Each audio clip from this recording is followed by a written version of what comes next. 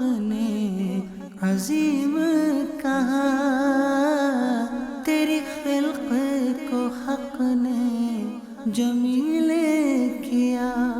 الحمد للہ رب العالمین والصلاة والسلام علی سید الانبیاء والمرسلین، اما بعد فاعوذ باللہ من الشیطان الرجیم، بسم اللہ الرحمن الرحیم۔ الصلاة والسلام علیک یا رسول اللہ وعلی آلک واصحابک یا حبیب اللہ۔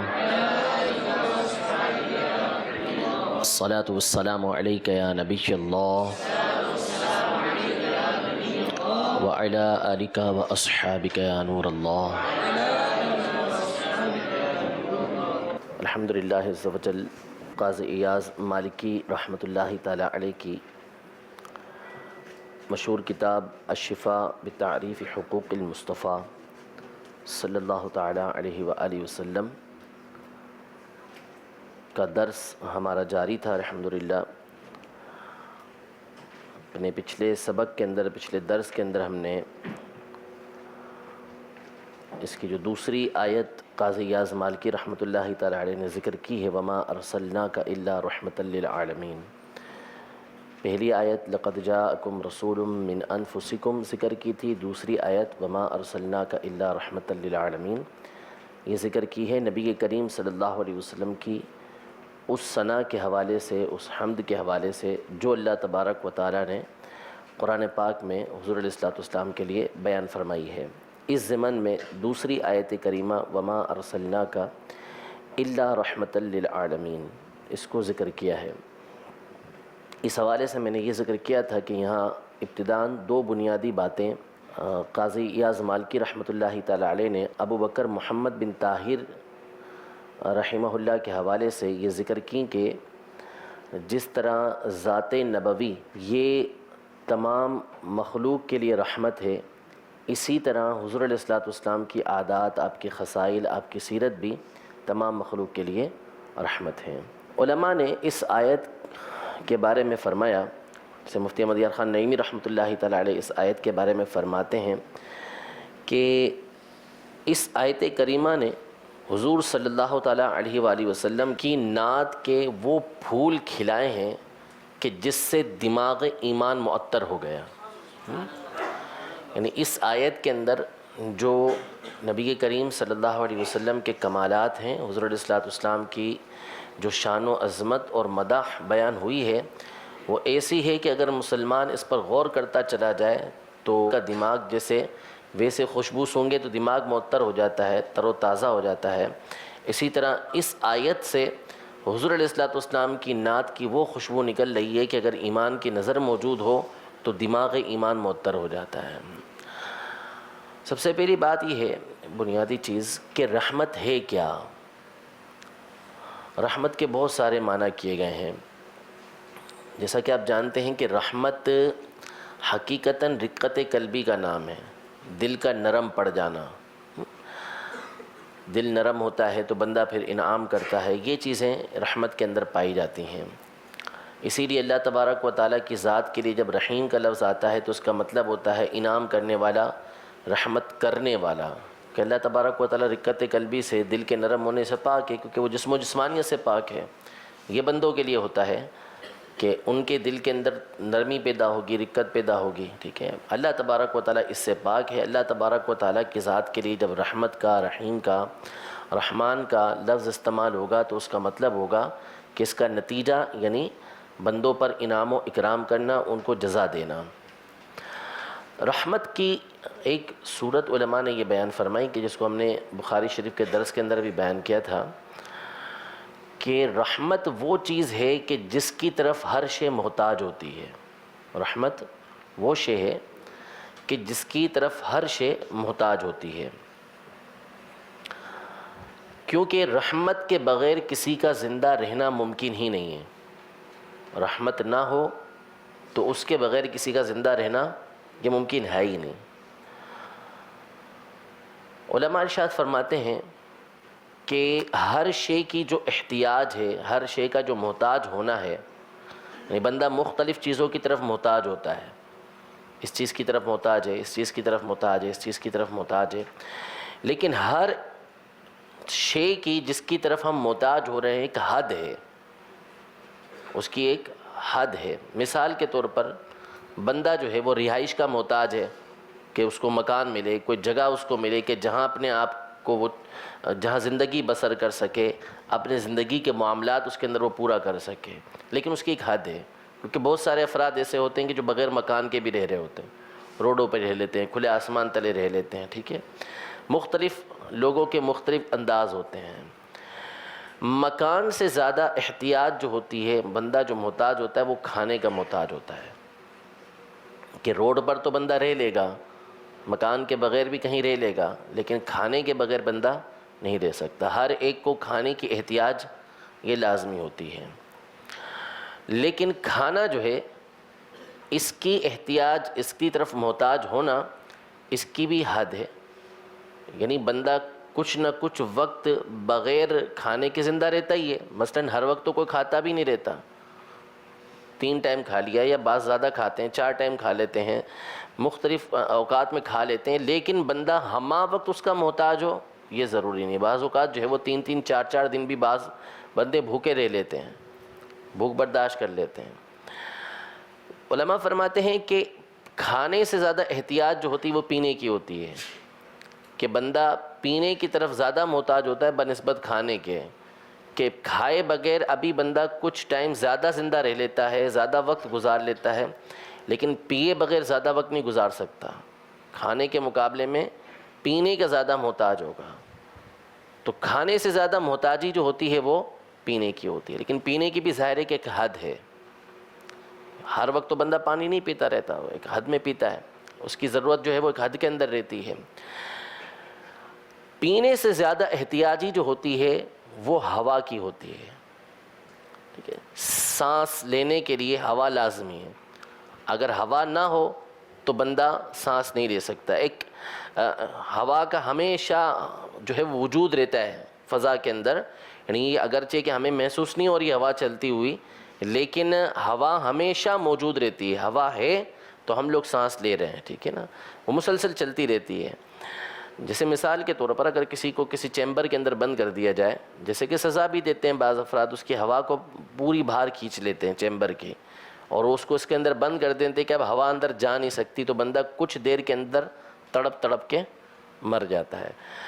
تو اس کے بغیر بندہ آدھا پونا گھنٹہ بھی زندہ نہیں رہ سکتا، ٹھیک ہے۔ ہوا اس کو ہمیشہ چاہیے ہوتی ہے، لیکن علماء فرماتے ہیں کہ اس کی بھی ایک احتیاج ہے، اس کی بھی ایک حد ہے، اس کی طرف محتاج ہونے کی بھی ایک حد ہے، کیونکہ بندے میں اتنی گنجائش ہوتی ہے۔ بہت سے افراد ہوتے ہیں سانس روک کے زندہ رہ لیتے ہیں، صبح سے شام تک سانس روک لیتے ہیں، ایسے افراد ہوتے ہیں پانی کے اندر جو رہتے ہیں، بعض غوطہ خور ہوتے ہیں، بڑے لمبے عرصے تک سانس کو روکے رہیں گے۔ اسی طرح جو ہے وہ بعض اوقات اگر ہوا بالکل بھی پیک کر دیا جائے، کسی کو کھینچ لی جائے، تو بھی وہ فوری نہیں مرتا کہ سانس رکا اور اس کا انتقال ہو گیا، بلکہ کچھ دیر تڑپے گا، پھر اس کے بعد جو ہے اس کا انتقال ہوتا ہے۔ تو اس کا مطلب ہوا کہ ہوا کے بغیر بھی کچھ نہ کچھ زندہ رہنا یہ ممکن ہوتا ہے، لیکن رحمت جو ہے اس کے بغیر لمحہ بھر بھی زندہ رہنا یہ ممکن نہیں ہے۔ رحمت وہ چیز ہے کہ جس کے بغیر لمحہ بھر بھی زندہ رہنا ممکن نہیں ہے۔ اللہ تبارک و تعالیٰ کی رحمت ہوتی ہے تو بندہ زندہ رہتا ہے، اگر اس کی رحمت نہ ہو تو بندے کا زندہ رہنا یہ ممکن ہی نہیں ہے۔ یہ جو وجود کی نعمت ہمیں ملی ہوئی ہے، وجود کی نعمت ہمیں ملی ہوئی ہے، اللہ تبارک و تعالیٰ کی رحمت ہے۔ اولاً نعمت بندے کے اوپر اللہ تبارک و تعالیٰ کی طرف سے اس کا وجود ہے، اس کی زندگی ہے۔ وہ زندگی کیسے آئی ہے؟ رحمت کی وجہ سے آئی ہے۔ لہذا رحمت وہ چیز ہے کہ جس کے بغیر بندہ ایک لمحہ بھی زندہ یہ نہیں رہ سکتا، ٹھیک ہے۔ اب اس منظر کو سامنے رکھیں، اس بات کو سامنے رکھ کے اس آیت کو جب ہم دیکھتے ہیں کہ وما ارسلناک الا رحمۃ للعالمین، کہ ہم نے آپ کو نہیں بھیجا مگر تمام عالمین کے لیے رحمت بنا کر۔ عالم کا مطلب ہوتا ہے جمیع ما سوی اللہ، یعنی اللہ تبارک و تعالیٰ کے علاوہ جو کچھ ہے، اللہ کے علاوہ جو کچھ ہے وہ عالم ہے۔ اب اس کو جمع فرمایا کہ عالمین، تمام عالمین کے لیے، تو عالم مختلف ہیں۔ انسانوں کا عالم الگ ہے، جانوروں کا عالم الگ ہے، جنات کا عالم الگ ہے، فرشتوں کا عالم الگ ہے، جمادات کا عالم الگ ہے، ہر ایک کے عالم جو ہے وہ جدا جدا ہیں، ہزاروں عالم موجود ہیں، ٹھیک ہے نا. فرمائے جمیع عالمین، تمام عالم کے لیے ہم نے آپ کو رحمت بنا کر بھیجا. مطلب کیا ہوا کہ رحمت کے بغیر کسی چیز کا وجود ہو نہیں سکتا، کوئی چیز رہ نہیں سکتی. اور نبی کریم صلی اللہ تعالیٰ علیہ وآلہ وسلم جب تمام عالم کے لیے رحمت ہوئے تو نتیجہ کیا نکلا کہ سارے کے سارے عالم جو موجود ہیں وہ حضور علیہ الصلوۃ والسلام کی ذات گرامی کی وجہ سے ہیں. یعنی یہ عالم سارے کے سارے جو آئے ہیں وجود کے اندر، یہ نبی کریم صلی اللہ علیہ وسلم کی ذات گرامی کی وجہ سے آئے ہیں. اب اس پر آپ چلتے چلے جائیں، احادیث طیبہ بے شمار اس کے اوپر موجود ہیں. جسے بعض افراد کلام کرتے ہیں اس حدیث کے اوپر، لولا لما خلقت الافلاک، لولا محمد لما خلقتک.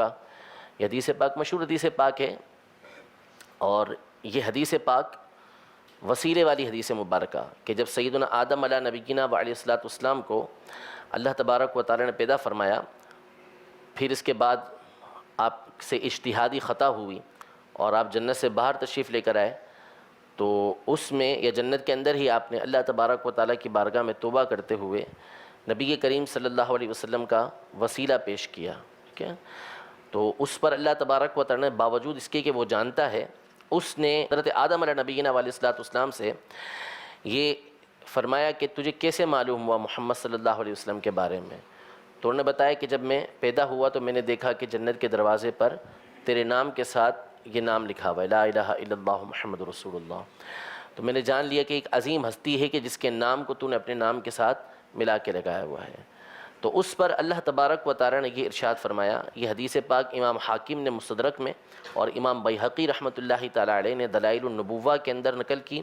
امام حاکم نے اس کو صحیح قرار دیا. حدیث پاک سیدنا عمر فاروق رضی اللہ تعالی عنہ سے مروی ہے. آپ فرماتے ہیں اس حدیث پاک کے اندر کہ لولا محمد ما خلقتک، کہ اگر محمد صلی اللہ علیہ وسلم نہ ہوتے تو میں تمہیں پیدا نہ فرماتا. اس حدیث پاک کو امام حاکم نے بھی صحیح قرار دیا.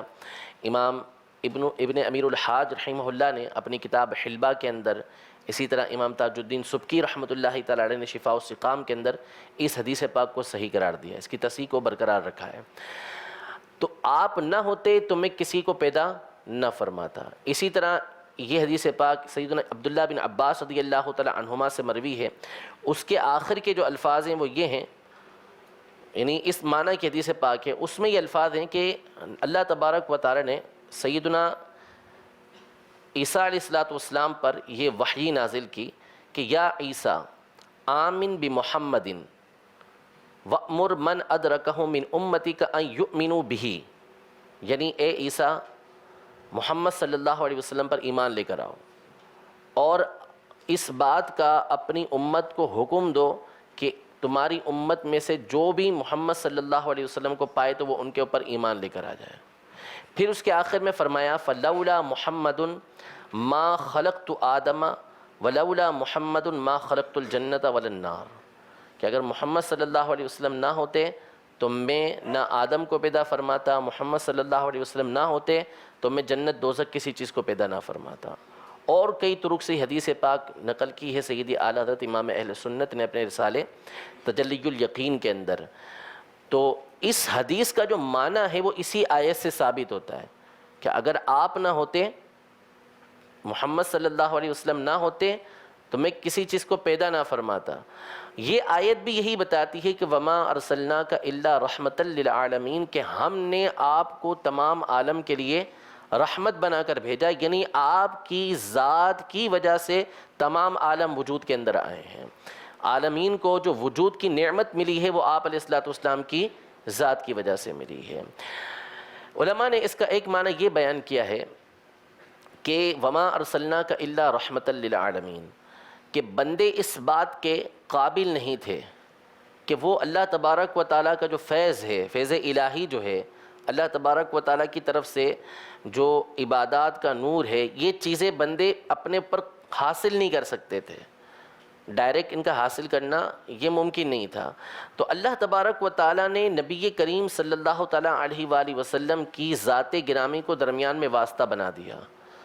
یعنی آپ علیہ الصلوۃ والسلام وہ ہیں کہ جس کی وجہ سے بندے اللہ تبارک و تعالیٰ کا فیض حاصل کرتے ہیں، اللہ تبارک و تعالیٰ کی رحمت کو حاصل کرتے ہیں. یعنی اگر آپ نہ ہو درمیان میں تو لوگوں کے لیے اس رحمت کا حصول جو ہے وہ مشکل ہو جائے.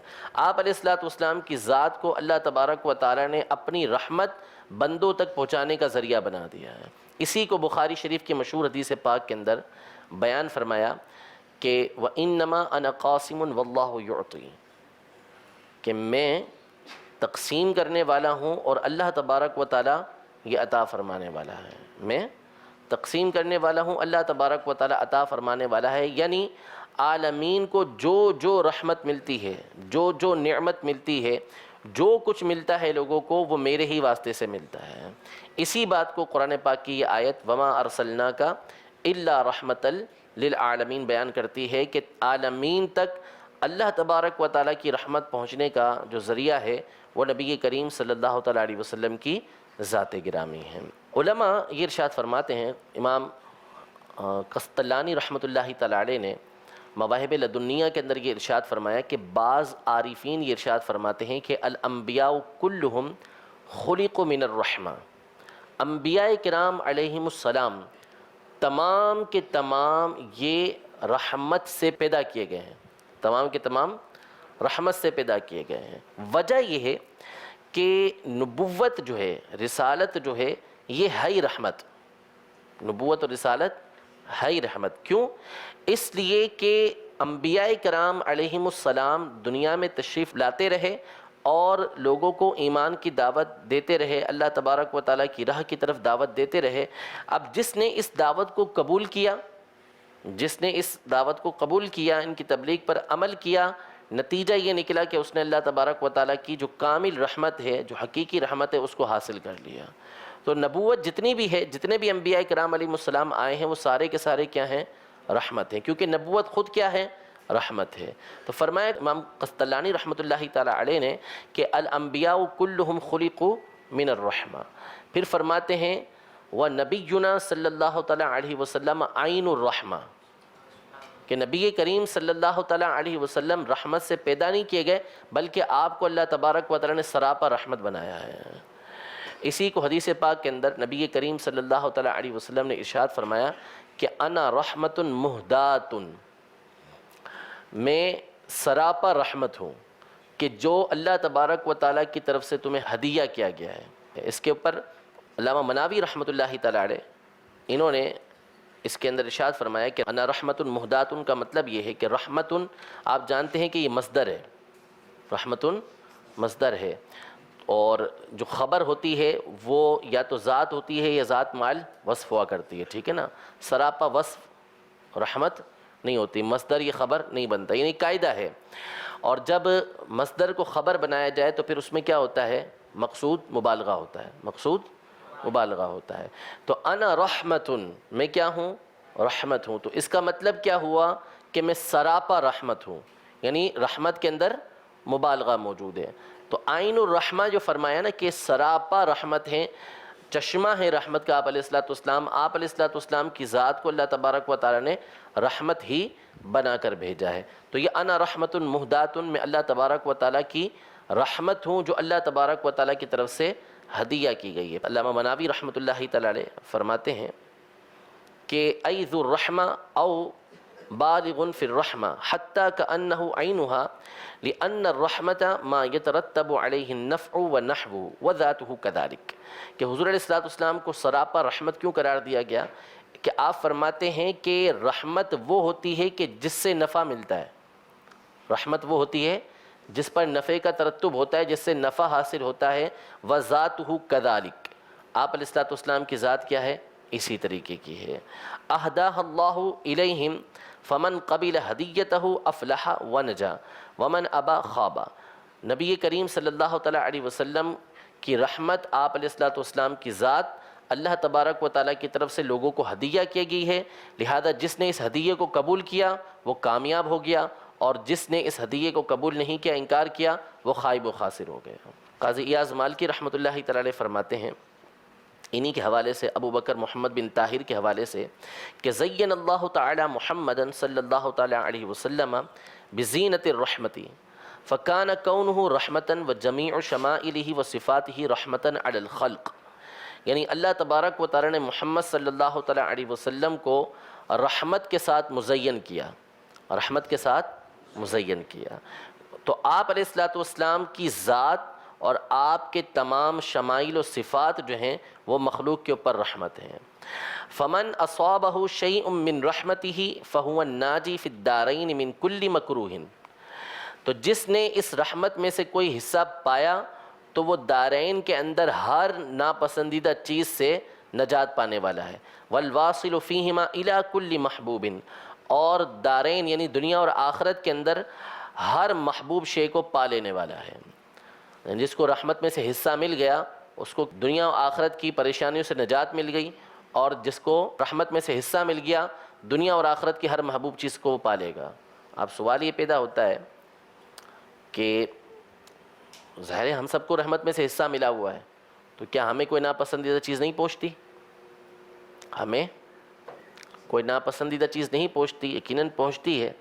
تو کیا اس کا مطلب یہ ہوگا کہ ہمیں رحمت میں سے حصہ نہیں ملا؟ ابھی تو یہ آگے خود بیان کریں گے، اور پیچھے ہم بیان کر کے بھی آئے کہ سارے عالم کے لیے ہمہ وقت نبی کریم صلی اللہ علیہ وسلم کی ذات گرامی رحمت ہی رحمت ہے۔ تو یہاں پر جو مقصد ہے وہ یہ ہے کہ جس نے حضور علیہ الصلوۃ والسلام کی رحمت میں سے حصہ پایا، یعنی جس نے آپ علیہ الصلوۃ والسلام کی اتباع کی، جس نے آپ علیہ الصلوۃ والسلام کی اتباع کی، جب وہ اتباع کرے گا نبی کریم صلی اللہ تعالیٰ علیہ وآلہ وسلم کی، آپ کے پیچھے چلے گا، تو آپ علیہ الصلوۃ والسلام کی سیرت کے ذریعے اس کو یہ سبق ملے گا کہ دنیا کے اندر جو پریشانی، جو مصیبت اس کو پہنچ رہی ہے، حقیقتاً یہ مصیبت اور پریشانی اس کے لیے آخرت کے اندر رحمت کا ذریعہ ہے۔ یعنی دنیا کے اندر کیسی ہی پریشانی بندے کو پہنچتی ہے، اگر نبی کریم صلی اللہ تعالیٰ علیہ وآلہ وسلم کی سیرت طیبہ پر وہ عمل کرنے والا ہے، آپ علیہ الصلوۃ والسلام کی زندگی کے مطابق زندگی گزارنے والا ہے، تو اب جو تکلیف پہنچے گی اس میں وہ صبر کرے گا، اللہ تبارک و تعالیٰ کا شکر ادا کرے گا۔ اب یہ جو پریشانی اس کو پہنچی تھی یہ اس کے لیے رحمت کے اندر تبدیل ہو جائے گی۔ ایک کانٹا بھی چبھے گا اس کو تو اس کا گناہ معاف ہو جائے گا، اس کا درجہ بلند ہو جائے گا، بخار آئے گا تو اس کے گناہوں کو مٹا کے رکھ دے گا، کوئی بھی پریشانی آئی اس نے صبر کیا، اللہ تبارک و تعالیٰ جنت کے اندر اس کو اور انعامات عطا فرما دے گا۔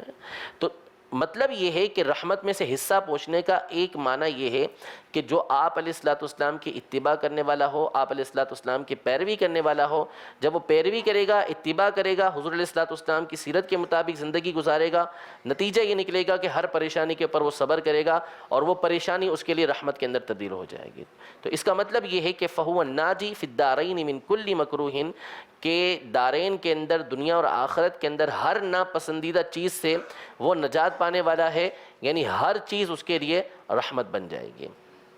اس کے بعد فرماتے ہیں کہ الا تری ان اللہ تعالی یقول وما ارسلناک الا رحمۃ للعالمین، کہ تم نہیں دیکھتے کہ اللہ تبارک و تعالی حضور علیہ الصلوۃ والسلام کے لیے کیا ارشاد فرماتا ہے کہ ہم نے آپ کو نہ بھیجا مگر عالمین کے لیے رحمت بنا کر۔ اچھا، اب عالم کے بارے میں ہم نے یہ عرض کیا کہ عالم جو ہوتا ہے وہ جمی ما سوی اللہ کو بولتے ہیں، جمی ما سوی اللہ، یہ سب جو ہے سب عالم ہے۔ تو اب کیا نبی کریم صلی اللہ تعالیٰ علیہ وآلہ وسلم کی جو رحمت ہے وہ آپ علیہ الصلوۃ والسلام کی زندگی کے ساتھ خاص تھی، یا آپ علیہ الصلوۃ والسلام کی دنیاوی زندگی، آپ نے ظاہری پردہ جو فرمایا حیات ظاہری کے بعد جو ہے، اب وہ زندگی بھی آپ کی رحمت ہے یا نہیں ہے؟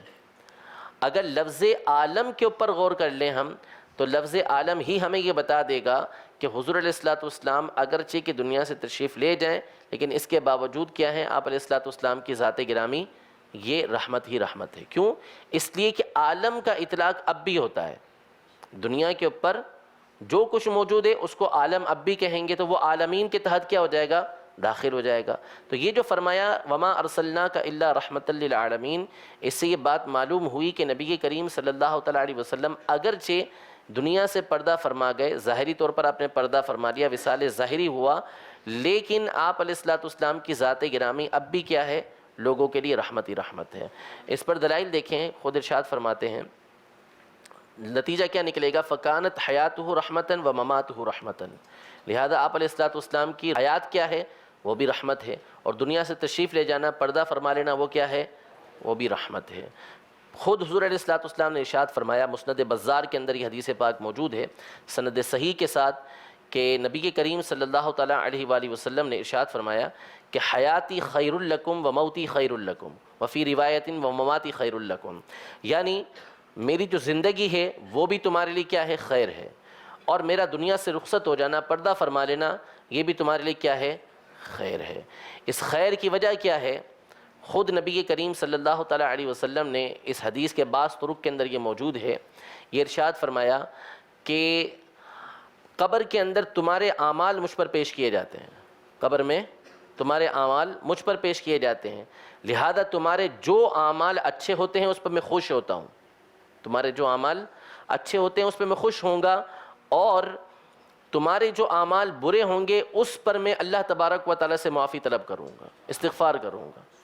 تو دنیا سے تشریف لے جانا بھی نبی کریم صلی اللہ تعالیٰ علیہ وآلہ وسلم کا لوگوں کے لیے کیا ہے؟ امت کے لیے خاص طور پر رحمت ہی رحمت ہے۔ ہائے ہائے، نوادر الاصول کے اندر امام حکیم ترمذی رحمۃ اللہ تعالیٰ علیہ، یہ سنن ترمذی والے نہیں، ان سے پہلے کے ایک بزرگ گزرے ہیں عارف باللہ حکیم ترمذی رحمۃ اللہ تعالیٰ علیہ، بہت بڑے محدث تھے، ان کی کتاب ہے نوادر الاصول کے نام سے، اس میں آپ نے یہ حدیث پاک ذکر کی ہے کہ لم ازل انادی فی قبری امتی امتی، یعنی میں ہمیشہ اپنی قبر کے اندر امتی امتی پکارتا رہوں گا۔ قبر انور کے اندر بھی نبی کریم صلی اللہ تعالیٰ علیہ وسلم تشریف فرما ہے، تو وہاں پر بھی اپنی امت کو یاد فرما رہے ہیں۔ تو یوں آپ علیہ الصلوۃ والسلام کا دنیا سے بظاہر پردہ فرمانا، ویسے تو آپ حیات ہی حیات ہیں، آپ کی حیات ثابت ہے، لیکن یہ جو بظاہر دنیا سے تشریف لے کر گئے یہ بھی کیا ہے؟ امت کے لیے رحمت ہی رحمت ہے۔ ایک تو یہ بات ارشاد فرمائی، دوسری مسلم شریف کی حدیث مبارکہ ہے کہ ارشاد فرمایا نبی کریم صلی اللہ علیہ وسلم نے، وَكَمَا قَالَ علیہ الصلوۃ والسلام، کہ اِذَا أَرَادَ اللَّهُ رَحْمَةً بِأُمَّةٍ، اور جو صحیح الفاظ ہیں وہ رحمت امتن کے الفاظ ہیں، کہ اللہ تبارک و تعالیٰ جب کسی امت کے ساتھ رحمت کا ارادہ کرتا ہے تو قبض نبیہا قبلہا، اللہ تبارک و تعالیٰ اس امت سے پہلے اس کے نبی کی روح کو قبض فرماتا ہے، دنیا سے ان کو اٹھا لیتا ہے، ظاہری طور پہ وہ وصال فرما جاتے ہیں، فَجَعَلَهُ لَهَا فَرَطًا وَصَلْفًا، اور اللہ تبارک و تعالیٰ ان کو فرط اور سلف بنا دیتا ہے۔ فرط کا مطلب ہوتا ہے، یہ اس ہستی کو بولتے ہیں، اس شخص کو بولتے ہیں کہ جو قافلے سے پہلے آگے جائے اور ان کے لیے انتظامات کر دے، ان کے لیے انتظامات کر دے۔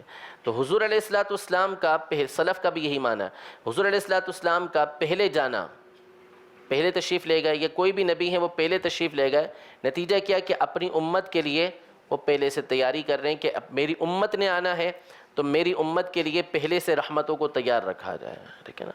وجہ یہ بیان کی علماء نے کہ جو نبی علیہ الصلوۃ والسلام امت کے سامنے ہی دنیا سے تشریف لے کر چلے گئے، تو نتیجہ یہ نکلتا ہے کہ امت جو ہے وہ ان کی پیروی کرتی ہے، امت بعد میں ان کی پیروی کرتی ہے، ان کے پیچھے چلتی ہے، تو یہ امت کے لیے اچھا ہوتا ہے۔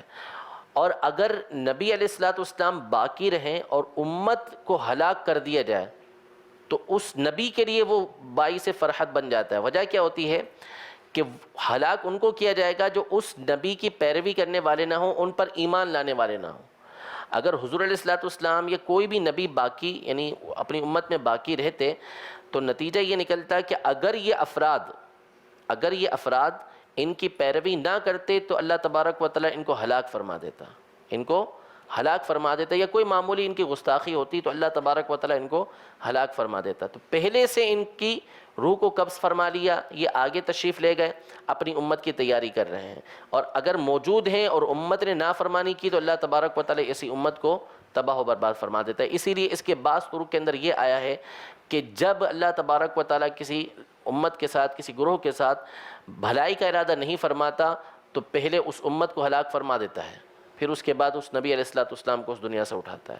تو اس لیے حضور علیہ الصلوۃ والسلام کا دنیا سے پہلے تشریف لے جانا، یا دیگر انبیاء کرام علیہ السلام میں سے جو بعض پہلے تشریف لے کر گئے تو وہ کیا ہے؟ ان کی امت کے لیے رحمت کا ذریعہ بنتے ہیں۔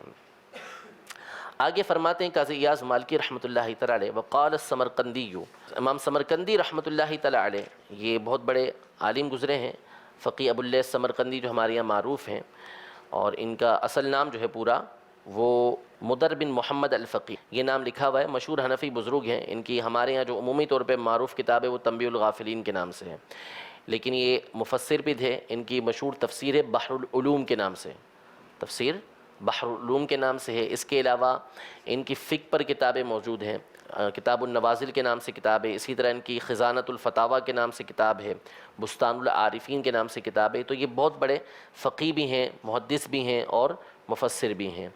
یہ اس آیت کی تفسیر کے اندر ارشاد فرماتے ہیں وقال السمرقندی رحمۃ للعالمین، کہ حضور علیہ الصلوۃ والسلام کیا ہیں؟ تمام عالمین کے لیے رحمت ہیں۔ عالمین کی تفسیر کرتے ہوئے فرماتے ہیں للجن والانسی، یعنی جنات کے لیے اور انسان کے لیے۔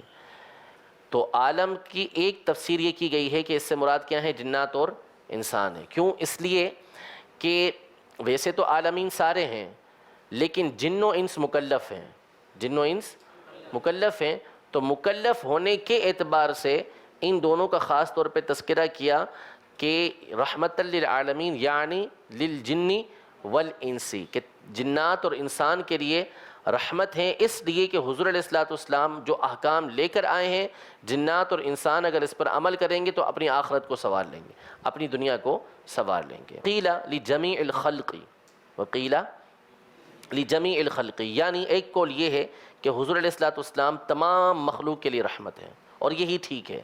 اعلیٰ حضرت امام اہل سنت نے اسی بات کو ترجیح دی تجلی الیقین کے اندر کہ عالم ما سوی اللہ کو بولتے ہیں، جمی ما سوی اللہ کو عالم بولتے ہیں، اور تخصیص پر کوئی دلیل نہیں ہے، تخصیص پر کہ خاص کر دیا جائے کہ یہاں پر فلاں مراد ہے، یہاں پر فلاں مراد ہے، فلاں مراد نہیں ہے، ایسی کوئی تخصیص پر دلیل موجود نہیں ہے۔ جب عالم کا اطلاق جمی ما سوی اللہ کے اوپر ہوتا ہے، لہذا تمام کے تمام کیا ہوں گے؟ نبی کریم صلی اللہ علیہ وسلم کی رحمت میں سے حصہ لینے والے ہوں گے۔ اچھا، اب مخلوق کے اندر آپ جانتے ہیں کہ تمام مخلوق کو اگر لیں گے سامنے تو انسانوں اور جنات کے اندر مومن بھی ہوتے ہیں، پہلے منافقین بھی ہوتے ہیں، پھر اس کے بعد کافر بھی ہوتے ہیں، فاسق و فاجر بھی ہوتے ہیں، تمام طرح کے افراد ہوتے ہیں۔ تو پھر یہ حضور علیہ الصلوۃ والسلام کا مومنین کے لیے رحمت ہونا یہ بھی ٹھیک ہے، منافقین کے لیے رحمت ہونا کیسے ہوگا، کفار کے لیے رحمت ہونا کیسے ہوگا؟ تو اس کی وضاحت کرتے ہیں امام سمرقندی رحمۃ اللہ تعالی علیہ۔ آپ فرماتے ہیں کہ للمؤمنین رحمتا بالہدایت، کہ حضور علیہ الصلوۃ والسلام مومنین پر رحمت کیسے ہیں؟ بذریعہ ہدایت کے، کہ ان کی ہدایت مومنین نے حاصل کی۔ وَرَحْمَةً لِّلْمُنَافِقِينَ بِالْأَمَانِ مِنَ الْقَتْلِ، اور منافقین کے لیے رحمت کیسے ہیں؟ کہ وہ قتل سے امان کے اندر آ جاتے ہیں، یعنی جو کھلا کافر ہو، جو کسی طریقے سے اسلام کو قبول نہ کر رہا ہو۔ حضور علیہ الصلوۃ والسلام کے زمانے میں کھلے منافقین موجود تھے کہ جن کی حضور علیہ الصلوۃ والسلام نے نشاندہی کی، لیکن پھر وہ اپنے کفر کو چھپایا کرتے تھے، ایمان ظاہر کرتے تھے۔ تو جو کھلا کفر کرے اور جنگ کے لیے درپے ہو تو جو شرائط ہیں اس کے مطابق پھر اس کو قتل کیا جاتا ہے، اس کے مطابق اس کی سزا قتل ہے، یا تو جزیہ دے یا پھر کیا کرے، اس کو قتل کیا جائے گا، اس سے جہاد کیا جائے گا، جنگ کی جائے گی، یعنی اس کے جو شرائط ہیں اس کے مطابق یہ معاملہ ہوگا۔ لیکن اگر وہ اپنے ایمان کو ظاہر کرتا ہے اور کفر کو چھپا کے رکھتا ہے تو نتیجہ کیا نکلے گا؟ کہ وہ قتل سے امان کے اندر آ جائے گا۔ تو یوں حضور علیہ الصلوۃ والسلام کی ذات گرامی منافقین کے لیے کس طرح رحمت ہوگی؟ کہ ان کے لیے قتل سے امان کی صورت میں رحمت بن جائے گی کہ اب ان کو قتل نہیں کیا جائے گا۔ اچھا، کافر کھلے کافر ہیں، ان کے اوپر رحمت کیسے ہوگی؟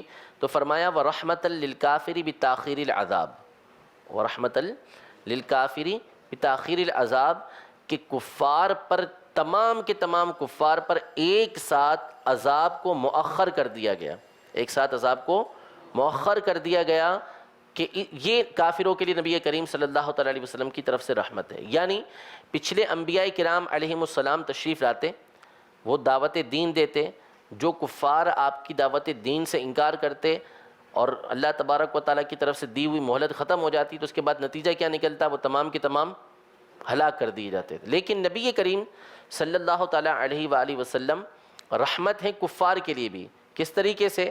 کہ آپ علیہ الصلوۃ والسلام کی ذات کی وجہ سے ان تمام کفار پر ایک ساتھ جو عذاب نازل ہونا تھا وہ مؤخر کر دیا گیا، وہ ہٹا دیا گیا، جیسا کہ قرآن پاک میں اللہ تبارک و تعالیٰ سورۃ الانفال کے اندر ارشاد فرماتا ہے کہ ان کفار نے یہ کہا کہ ان کان ھذا ھو الحق، یہ جو آپ ارشاد فرما رہے ہیں یہ باتیں حق ہیں کہ اللہ تبارک و تعالیٰ ایمان نہ لانے کے اوپر جو ہے وہ عذاب نازل کرتا ہے، طرح طرح کے عذاب آتے ہیں۔ اگر یہ حق ہے تو ٹھیک ہے، آپ ہمارے اوپر جو ہے وہ آسمان سے پتھروں کی بارش کروا دیں، یا آپ ہمارے اوپر دردناک عذاب کو لے کر آ جائیں۔ اس پر اللہ تبارک و تعالی نے یہ آیت کریمہ نازل فرمائی کہ وَمَا كَانَ اللَّهُ لِيُعَذِّبَهُمْ وَأَنْتَ فِيهِمْ، کہ محبوب جب تک آپ ان کے درمیان تشریف فرما ہیں اللہ تبارک و تعالی ان کو عذاب دینے والا نہیں ہے۔ تو آپ علیہ السلام کی ذات کی وجہ سے کیا ہوا کہ کفار پر سے جو ایک بڑا عذاب آنا تھا وہ کیا ہو گیا؟ ٹل گیا۔ ٹھیک ہے، اچھا اب سوال یا اہل محبت کی نظر سے دیکھا جائے تو اب بھی کفار پر ایک ساتھ ہلاکت کا عذاب نہیں آتا، ایک ساتھ ہلاکت کا عذاب نہیں آتا، تو آیت وہی موجود ہے کہ وَمَا كَانَ اللَّهُ لِيُعَذِّبَهُمْ وَأَنْتَ فِيهِمْ، کہ جب تک آپ ان کے درمیان تشریف فرما ہیں اللہ تبارک و تعالیٰ ان کے اوپر ایک ساتھ عذاب کو لے کر نہیں آئے گا۔ تو حضور علیہ السلام ابھی تشریف فرما ہے نا، جبھی تو عذاب نہیں آ رہا، ہیں موجود ہیں اس لیے عذاب نہیں آ رہا۔ اگر آپ علیہ السلام کی ذات گرامی نہ ہوتی تو سب پہ ایک ساتھ عذاب آ جاتا، جھٹلانے کی وجہ سے۔ جس طرح پچھلی امتوں نے جھٹلایا، انہوں نے نافرمانی کی تو ان پر ایک ساتھ عذاب آ گیا، لیکن حضور علیہ السلام موجود تھے تو عذاب نہیں آیا، اور موجود ہیں اس لیے ہمارے پر ایک ساتھ عذاب نہیں آتا۔ تکلیفیں آتی ہیں، پریشانیاں آتی ہیں، بڑی بڑی مصیبتیں آتی ہیں، یہ اس کے خلاف نہیں ہے، وہ تو ہر ایک پر آتی ہیں، لیکن وہ بندے کے لیے کیا بن جاتی ہیں؟ ذریعہ نجات بن جاتی ہیں۔ لیکن ایک ساتھ سب کے اوپر عذاب آنا وہ ایک الگ چیز بن جاتی ہے، وہ تو تباہی اور بربادی ہے، جیسا کہ پچھلی امتوں کے ساتھ ہوا ہے۔ اسی لیے اعلیٰ حضرت نے یہ جو ارشاد فرمایا کہ وہ جو نہ تھے تو کچھ نہ تھا، وہ جو نہ ہو تو کچھ نہ ہو، جان ہے وہ جہان کی، جان ہے تو جہان ہے۔ یہ ان دونوں آیتوں سے یہ بات ثابت ہوتی ہے۔ ویسے تو بہت ساری احادیث طیبہ موجود ہیں، ان دونوں آیتوں سے یہ بات ثابت ہوتی ہے کہ رحمت سارے عالمین کے لیے ہے تو سارے عالمین موجود ہیں، اگر یہ رحمت نہ ہوتی تو عالمین موجود نہ ہوتے۔ جان ہے وہ جہان کی، اسی طرح جان ہے تو جہان ہے، یہ آپ ہیں تو ہمارے یہ جو کائنات چل رہی ہے یہ آپ علیہ السلام کی ذات کی وجہ سے چل رہی ہے، کہ اگر آپ کی ذات موجود نہ ہوتی تو پھر کچھ بھی موجود نہ ہوتی، سب کچھ ختم ہو جاتا۔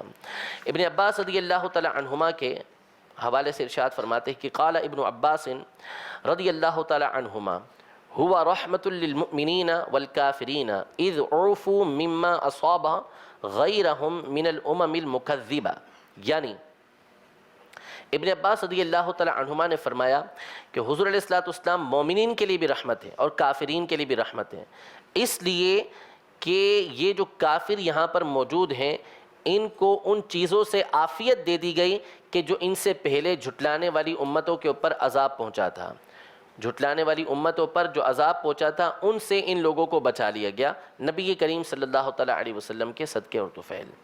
پھر آگے قاضی ایاز مالکی رحمۃ اللہ تعالیٰ علیہ بڑی محبت والی بات ارشاد فرماتے ہیں کہ سوال یہ پیدا ہوتا ہے مختلف چیزوں کے حوالے سے، ویسے تو علماء نے ہر چیز کے حوالے سے کلام کیا ہے کہ جب عالمین تمام عالمین موجود ہیں تو ہر ایک کو کیسے رحمت پہنچی ہے، تو سب پر کلام کیا۔ علامہ شعراوی رحمۃ اللہ تعالیٰ نے اپنی تفسیر کے اندر یہ ارشاد فرمایا کہ جب عالم کچھ ذکر کیے کہ ایک عالم جمادات ہوتا ہے، ایک عالم نباتات ہوتا ہے، حیوانات کا عالم ہوتا ہے، انسانوں کا عالم ہوتا ہے۔ اب انسانوں کے عالم میں تو آپ علیہ السلام کی رحمت عام ہے، یہ جانوروں پر رحمت کیسے ہوئی، جمادات کے اوپر، درختوں کے اوپر آپ کی رحمت کیسے ہوئی، پتھروں پر آپ کی رحمت کیسے ہوئی، تو سب پر احادیث طیبہ موجود ہیں۔ اگر جمادات کے حوالے سے دیکھیں تو آپ علیہ السلام نے جو درخت ہیں ان کی اہمیت کو خود بیان فرمایا ہے اور لوگوں کو ترغیب دی ہے کہ وہ زیادہ سے زیادہ درختوں کو لگائیں۔ مفہوم حدیث مسلم شریف کی کہ جس نے نیکی کے ساتھ کوئی درخت لگایا، اب اس میں سے جو انسان کھائے، جانور کھائے، پرندہ کھائے، اللہ تبارک و تعالیٰ اس کے بدلے اس کو ثواب عطا فرما دے گا۔ تو یہ جمادات کے لیے رحمت ہے نا حضور علیہ السلام کی ذات گرامی، کہ آپ ترغیب دلا رہے ہیں کہ درخت لگاؤ گے تو اس کا فائدہ تمہیں یہ حاصل ہوگا۔ جانوروں کے واقعات آپ علیہ السلام کے موجود ہیں کہ جانوروں نے بارگاہ رسالت میں حاضر ہو کر، اونٹ نے حاضر ہو کر، ہرانی نے حاضر ہو کر بارگاہ رسالت کے اندر عرض کی کہ ہمیں فلاں تکلیفیں پہنچی ہیں، تو حضور علیہ السلام نے ان کی تکلیفوں کو دور فرما دیا۔ اسی طرح آپ علیہ السلام کی تعلیمات پر دیکھیں تو آپ علیہ السلام نے اس حوالے سے جانوروں پر رحمت فرمائی کہ آپ نے بلی کے حوالے سے فرمایا کہ بلی کو ایک عورت نے قید کر لیا، نہ اس کو کھلاتی تھی نہ اس کو چھوڑتی تھی کہ کچھ کھا پی لے، تو اللہ تبارک و تعالی نے اس کی وجہ سے اس عورت کے اوپر کیا عذاب فرمایا. تو یہ ترغیب ہے کہ بلی کے اوپر جو ہے وہ ظلم نہ کرو. اسی طرح کتے کا واقعہ بیان فرمایا کہ کتے کو ایک بنی اسرائیل کے ایک شخص نے دیکھا کہ اس کو پیاس پہنچی ہوئی ہے، پیاس لگی ہے، وہ ہانپ رہا ہے، گیلی مٹی کو چاٹ رہا ہے. تو حضور علیہ الصلوۃ والسلام نے فضیلت بیان فرمائی کہ اس نے اتر کر جو ہے اپنے موزے کے اندر پانی بھرا اور اس کو پانی پلایا، تو اللہ تبارک و تعالی نے اس کی برکت سے اس کی مغفرت فرما دی. یہ عالم حیوانات پر نبی کریم صلی اللہ تعالیٰ علیہ وسلم کی رحمت ہے. یہاں پر عالم جو ملائکہ ہے اس کے اوپر رحمت بیان کرتے ہیں. شیخ محقق شیخ عبدالحق محدث دہلوی رحمۃ اللہ تعالیٰ علیہ مدارج النبوہ میں فرماتے ہیں کہ جب سے شیطان کو مردود کیا گیا، بارگاہ سے نکالا گیا، تو اس وقت سے جو ملائکہ کا عالم تھا اس میں ایک تہلکہ مچا ہوا تھا. ہر ایک کانپتا تھا کہ پتہ نہیں اس کے ساتھ کیا ہوگا، پتہ نہیں اس کے ساتھ کیا ہوگا. ہر ایک کو یہ ڈر لگا رہتا تھا. جبریل امین علیہ الصلوۃ والسلام فرماتے ہیں مجھے بھی اسی چیز کا ڈر لگا رہتا تھا. تو حضور علیہ الصلوۃ والسلام نے آپ سے، جبریل امین علیہ الصلوۃ والسلام سے فرمایا هل اصابک من هذه الرحمت شیء، کہ اے جبریل تمہیں بھی میری اس رحمت سے کوئی چیز پہنچی ہے؟ تو جبریل امین نے عرض کی کہ نعم، جی ہاں مجھے بھی پہنچی ہے. کیا پہنچی ہے؟ عرض کرتے ہیں کہ کنت اخشى العاقبۃ، مجھے بھی برے خاتمے کا بڑا خوف رہتا تھا. فأمنت لثناء الله عز وجل علي بقوله ذي قوة عند ذي العرش مكين مطاع ثم امین. آپ علیہ الصلوۃ والسلام پر اللہ تبارک و تعالی نے جو قرآن پاک نازل کیا، آپ علیہ الصلوۃ والسلام کی ذات جو ہے وہ قرآن پاک کے نزول کا ذریعہ بنی، اور اسی قرآن پاک کے اندر اللہ تبارک و تعالی نے جب سے میری تعریف بیان کی ہے مجھے امن ہو گیا ہے، مجھے امن ہو گیا. اب حالت امن کے اندر رہتا ہوں. آیت یہ نازل فرمائی کہ ذی قوت عند ذی العرش مکین، جبریل امین کی تعریف کی کہ وہ بڑی قوت والے ہیں، اور عرش والے یعنی اللہ تبارک و تعالیٰ کے نزدیک وہ موجود ہیں، اور اللہ تبارک و تعالیٰ نے ان کو جو ہے وہ مقام عطا فرمایا ہے کہ وہ امین بھی ہیں، اور ان کی اتباع بھی کی جاتی ہے، ان کی پیروی بھی کی جاتی ہے. جبریل امین علیہ الصلوۃ والسلام کی تعریف کے اندر یہ آیتیں نازل ہوئی، تو اس پر جبریل امین فرماتے ہیں کہ میں کیا ہو گیا؟ امن کے اندر ہو گیا. مزید ہم اس پر غور کریں تو ہمیں یہ معلوم ہوگا کہ رحمت، جو بھی نعمت ہے وہ کیا ہے؟ رحمت ہے. جو بھی نعمت ہے وہ رحمت ہے. جو انعام بندے پر ہوتا ہے، کسی پر بھی ہوتا ہے، وہ اللہ تبارک و تعالیٰ کی طرف سے کیا ہے؟ رحمت ہے. تو جبریل امین کو صرف یہی رحمت نہیں پہنچی بلکہ اس کے علاوہ اور رحمتیں بھی پہنچی ہیں. آپ نے نبی کریم صلی اللہ تعالیٰ علیہ وآلہ وسلم کی بارگاہ میں یہ عرض کی کہ مجھے اللہ تبارک و تعالیٰ کی بارگاہ سے آپ یہ انعام دلوا دیں، اللہ تبارک و تعالیٰ کی بارگاہ سے یہ شرف دلوا دیں کہ جس وقت آپ کی امت جو ہے پل صراط پر سے گزرنے لگے تو میں اپنے پروں کو بچھا دوں. اگرچہ کہ جبریل امین علیہ الصلوۃ والسلام یہ ہم سے افضل ہیں، ہم سے ان کا بڑا مقام اور مرتبہ ہے، لیکن جب اللہ تبارک و تعالیٰ نے نبی کریم صلی اللہ تعالیٰ علیہ وسلم کے صدقے طفیل ان کو یہ مقام عطا فرما دیا تو یہ بھی اللہ تبارک و تعالیٰ کی طرف سے ان کے اوپر نعمت ہے. اسی طرح قرآن پاک میں جہاں جہاں جبریل امین علیہ الصلوۃ والسلام کا اللہ تبارک و تعالیٰ نے دفاع فرمایا، جہاں جہاں ان کا دفاع فرمایا اور ان کے بارے میں باتیں نازل فرمائی، تو یہ سارا کا سارا نبی کریم صلی اللہ تعالیٰ علیہ وسلم کے وسیلے سے کیا ہے؟ جبریل امین علیہ الصلوۃ والسلام کے اوپر رحمت ہے. تو اس لیے فرمایا کہ هل اصابک من هذه رحمت شیء، اے جبریل امین تمہیں بھی میری رحمت سے کوئی چیز پہنچی ہے؟ تو انہوں نے فرمایا کہ نعم، اور صرف ایک بات بیان کی کہ آپ کی رحمت میں سے مجھے کیا چیز پہنچی ہے. اس کے علاوہ جو اور رحمتیں ہیں ان کا تو بیان ہی نہیں ہے. مزید قاضی ایاز مالکی رحمۃ اللہ تعالی علیہ اس رحمت کا دائرہ اور وسیع کرتے ہیں. دنیا سے پھر اگلے عالم کی طرف جاتے ہیں. آخرت کے حوالے سے پہلے بھی ہم نے احادیث طیبہ سنی، انشاءاللہ آگے بھی آئیں گی، کہ آخرت کے اندر صرف اور صرف نبی کریم صلی اللہ تعالیٰ علیہ وسلم دولہا ہوں گے. آپ علیہ الصلوۃ والسلام ہی کی طرف سب کی نظریں ہوں گی، سب آپ علیہ الصلوۃ والسلام کو دیکھ رہے ہوں گے، اور وہاں آپ کی رحمت سے ہر ایک کو حصہ پہنچ رہا ہوگا. آپ فرماتے ہیں کہ مقام جو آخری مقام ہے مومن کا وہ جنت ہے، لیکن اس جنت میں بھی بندے نبی کریم صلی اللہ علیہ وسلم کی رحمت سے محروم نہیں رہیں گے. وہاں پر بھی حضور علیہ الصلوۃ والسلام کی رحمت ان کو حاصل ہوگی. لہذا فرماتے ہیں کہ وروی عن جعفر بن محمد الصادق فی قولہ تعالی فسلام لک من اصحاب الیمین، کہ قرآن پاک میں سورہ واقعہ میں اللہ تبارک و تعالی نے جو جنتی ہیں ان کے کچھ مقام ذکر کیے، تین طرح کے گروہ ذکر کیے، تین طرح کی جماعتیں ذکر کیں، جن میں سے ایک جہنمی اور دو جو ہے وہ جنتی ذکر کی ہیں۔ جنتیوں میں سے ایک اصحاب یمین ہوں گے، سیدھے ہاتھ والے، اور ان سے بڑا مقام و مرتبہ مقربین کا ہوگا، جو مقربین ہوں گے۔ تو اصحاب یمین کے بارے میں یہ ہے کہ فَسَلَامٌ لَكَ مِنْ أَصْحَابِ الْيَمِينَ، کہ اصحاب یمین کی طرف سے آپ کے لیے سلامتی ہو۔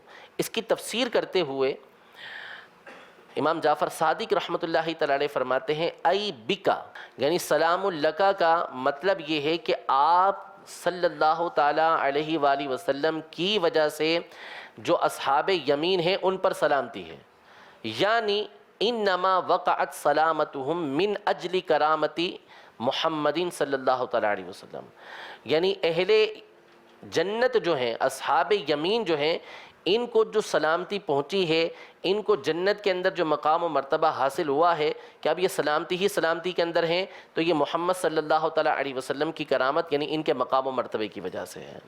تو جنت میں بھی نبی کریم صلی اللہ تعالیٰ علیہ وسلم کی محتاجی، آپ علیہ السلام کی رحمت کی طرف بندے کو احتیاج رہے گی۔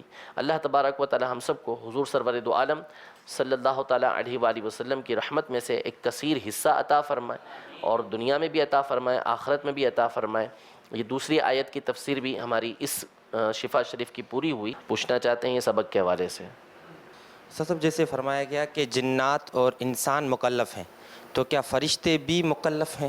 نہیں، فرشتے مکلف نہیں ہیں، مکلف جو ہیں وہ تو انسان اور جنات ہیں۔ فرشتے تو اصل میں ان کی جو خلقت ہے، ان کی جو جبلت ہے، وہ ہوئی ہی اللہ تبارک و تعالیٰ کے حکم ماننے پر ان کی خلقت ہوئی ہے، کہ ان کی پیدائش یہ ہے کہ وہ اللہ تبارک و تعالیٰ کی نافرمانی کر ہی نہیں سکتے۔ یہی معصوم کا معنی ہے کہ ان کو اللہ تبارک و تعالیٰ نے ایسا محفوظ کر دیا کہ اب ان سے نافرمانی کا صدور ہو ہی نہیں سکتا۔ یفعلون ما یؤمرون، جس چیز کا ان کو حکم دیا جاتا ہے اس پر وہ عمل کرتے ہیں۔ تو جو مکلف ہیں، مکلف یہ انسانوں جنات کہلاتے ہیں۔ چلیں، سر آپ نے فرمایا کہ فرشتوں کی جبلت وہ معصومیت ہے، یعنی ان کو اللہ تعالیٰ کی فرما برداری ہی کے لیے پیدا کیا گیا، اور پیچھے جو آیت مبارکہ میں آپ نے فرمایا تھا کہ شیطان کو جب مردود قرار دے دیا گیا تو تمام فرشتوں کو خوف ہوا کہ اب ہمارا کیا بنے گا، تو یہ تضاد؟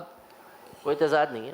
انبیاء کرام علیہم السلام معصوم بھی ہیں اور قطعی جنتی بھی ہیں، لیکن اس کے باوجود کیا ہے، خوف کا کیسا عالم رہتا تھا انبیاء کرام علیہم السلام پر۔ تو کوئی بھی شے اللہ تبارک و تعالیٰ کی خفیہ تدبیر سے، جو انبیاء کرام علیہ السلام ہیں، فرشتے ہیں، وہ مامون نہیں رہتے، یعنی اپنے اعتبار سے امن میں نہیں رہتے۔ ایک ہے ہماری ذات کے لحاظ سے، جب ہم اپنی ذات کا لحاظ کریں گے اس وقت دیکھیں گے تو ہم یہ کہیں گے کہ تمام کے تمام انبیاء کرام علیہ السلام یہ قطعی جنتی ہیں، لیکن یہ اپنی ذات کے اعتبار سے یہ باتیں کرتے ہیں، اپنی ذات کے اعتبار سے یہ باتیں کرتے ہیں کہ ان کو خوف رہتا ہے، اللہ تبارک و تعالیٰ کا خوف رہتا ہے۔ اصل میں اب یہ خوف کی بھی صورتیں بنتی ہیں۔ انبیاء کرام علیہ السلام کا خوف یہ نہیں کہ ان کو نعوذ باللہ کو جہنم میں ڈالا جائے گا، اصل میں ایک ہوتا ہے یار کی توجہ نہ ہونا، محب کی توجہ نہ ہونا، یا اس کی توجہ رحمت خاصہ نہ ہونا اس کی۔ تو انبیاء کرام علیہ السلام یہ اللہ تبارک و تعالیٰ کو راضی کرنے میں ہمہ وقت لگے رہتے تھے۔ ان کی زندگی کا جو مقصد ہوتا تھا وہ اپنے رب عز و جل کی رضا ہوتا تھا، تو ان کو جو خوف ہوتا تھا وہ ان چیزوں کا خوف ہوتا تھا کہ کہیں اللہ تبارک و تعالیٰ کو راضی کرنے کے اندر کوئی کمی نہ ہو جائے۔ وہ کیا، وہ ان کے اپنے اعتبار سے جب ہمارا لحاظ ہوگا ہم دیکھیں گے تو پھر اس میں تو انبیاء کرام علیہ السلام سے یہ صدور ہی نہیں ہو سکتا کہ انبیاء کرام علیہ السلام جو ہے وہ گناہ کر سکیں، اللہ تبارک و تعالیٰ کو راضی کرنے والے کام نہ کر سکیں، یہ ممکن ہی نہیں ہے۔ صاحب یہ ارشاد فرما دیں کہ حضور علیہ الصلوۃ والسلام کا اپنی امت کے لیے رحمت ہونا ہے یا ساری امت دیگر جتنی بھی امتیں گزری ہیں اس کے لیے؟ دیکھیں، پہلی بات تو یہ کہ حضور علیہ الصلوۃ والسلام کس کے لیے رحمت ہے، تو رحمت تو سب کے لیے ہیں، کسی نہ کسی درجے کے اندر ہر ایک کو اس رحمت سے حصہ ملا ہے، لیکن کامل رحمت حاصل کرنے والے یہ نبی کریم صلی اللہ علیہ وسلم کے متبعین ہیں، آپ کی پیروی، آپ کی اتباع کرنے والے مومنین ہیں۔ جو مومنین ہیں ان کو نبی کریم صلی اللہ تعالیٰ علیہ وسلم کی رحمت سے کامل حصہ ملا ہے۔ اسی کو قرآن پاک کی دوسری آیت کے اندر یہ ارشاد فرمایا کہ بالمؤمنین رؤوف الرحیم، کہ حضور علیہ السلام مومنوں پر کمال مہربان ہے، کمال مہربان ہے، کمال درجے کے مہربان ہیں حضور علیہ السلام۔ تو وہ کمال درجے کا مہربان فرمایا اور یہاں پر عالمین کے لیے مہربان فرمایا، تو مومنوں کے لیے حضور علیہ الصلوۃ والسلام کی رحمت تامہ ہے، اور دوسروں کے لیے ہر ایک کو اس رحمت سے کیا ہے، حصہ ملا ہے، کوئی نہ کوئی حصہ ملا ہے۔ اور دوسرا یہ کہ اگر رحمت بمعنی ہدایت لیں، رحمت بمعنی ہدایت لیں، تو اس کا مطلب ہوگا کہ حضور علیہ الصلوۃ والسلام کی رحمت سے حصہ پانے والے صرف مومنین ہیں، ٹھیک ہے۔ اور دوسری بات یہ کہ جو حضور علیہ الصلوۃ والسلام کا زندہ رہنا ہے، حیات نبی، یہ بالکل علیحدہ چیپٹر ہے، علیحدہ موضوع ہے، اس لیے بہت زیادہ اس پر گفتگو نہیں کی گئی۔ اللہ تبارک و تعالی ہم سب کو ان باتوں پر عمل کی توفیق عطا فرمائے، آمین بجاہ النبی الامین۔ تیرے خلق کو حق نے عظیم کہا